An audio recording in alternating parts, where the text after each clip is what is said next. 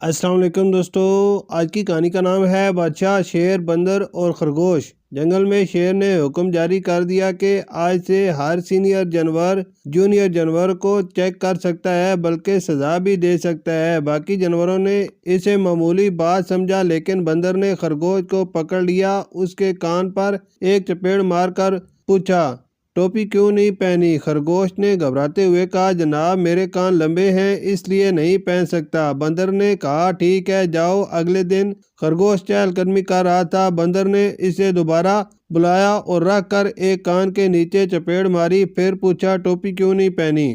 خرگوش روتے ہوئے بولا، سرکار کل بھی میں نے بتایا تھا کہ کان لمبے ہیں، نہیں پہن سکتا۔ بندر نے کہا، اوکے دفع ہو جاؤ۔ تیسرے دن بھی بندر نے یہی حرکت کی۔ خرگوش تپ کر شیر کے پاس گیا اور ساری کہانی سنائی۔ شیر نے بندر کو بلایا اور کہا، ہر بار ٹوپی کے بہانے تم خرگوش کو نہیں مار سکتے، اور بھی 100 طریقے ہیں۔ مثلاً تم خرگوش کو بلاؤ اور کہو، جاؤ سموسے لاؤ۔ اگر وہ صرف سموسے لے آئے تو چپیڑ مارو اور کہو، چٹنی کیوں نہیں لائے؟